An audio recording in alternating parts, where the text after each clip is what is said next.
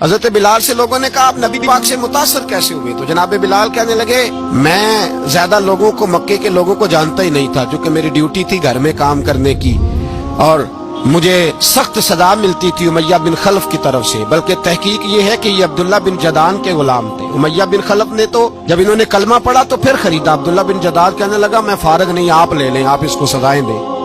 تو کہتے میں ان کے گھر میں ہوتا تھا تو میں تو زیادہ لوگوں کو جانتا ہی نہیں تھا، کبھی مجھے موقع ہی نہیں ملا تھا باہر نکلنے کا، ہماری غلاموں کی کوئی زندگی نہیں ہوتی تھی۔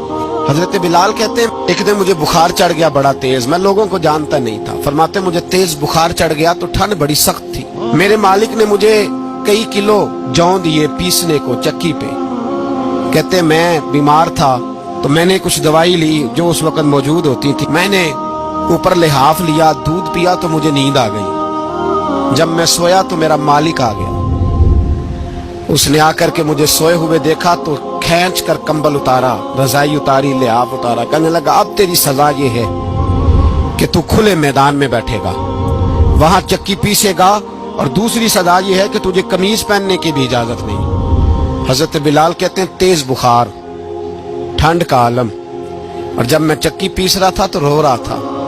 سیدنا بلال حبشی رضی اللہ تعالیٰ عنہ فرماتے ہیں میرے دروازے کے قریب سے رسول پاک گزرے اور مجھے ہائے ہائے کرتے دیکھا تو دستک دی۔ میں نے کہا کون ہے؟ دروازہ کھلے، آ جاؤ۔ محبوب اندر آئے تو پوچھنے لگے کیوں رو رہے ہو؟ میں نے کہا جاؤ اپنا کام کرو، یہاں دکھ سارے پوچھتے ہیں، مداوع کوئی نہیں کرتا، یہاں باتیں سارے سنتے ہیں، یہاں تقریریں سارے کرتے ہیں، حقوق غریباں پر بات سارے کرتے ہیں، مداوع کوئی نہیں کرتا، جاؤ اپنا کام کرو۔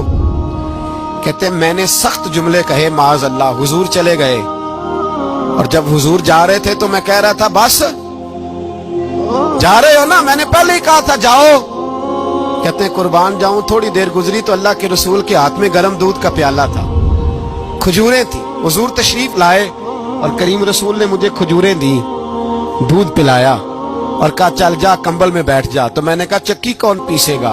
وہ تو بڑا مارے گا۔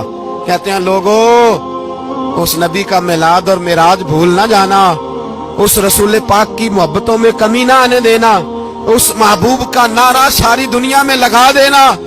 فرماتے ہیں میرے حبیب کے میں قربان جاؤں، مصطفیٰ کریم نے فرمایا تو بیٹھ رضائی میں اور آج تیرے حصے کی چکی میں پیسوں گا۔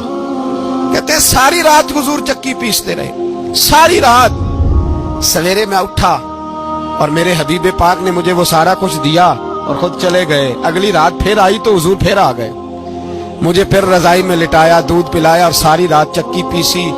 کہتے ہیں بس تیسرے دن حضور چکی پیس کے جانے لگے تو میں نے قدم تھام لیے، میں نے کہا حبیبہ دنیا ساری جھوٹ بولتی ہے، زمانہ سارا غلط کہتا ہے، جو غلاموں کے حصے کا کام کرے وہ اللہ کا سچا رسول ہوا کرتا ہے۔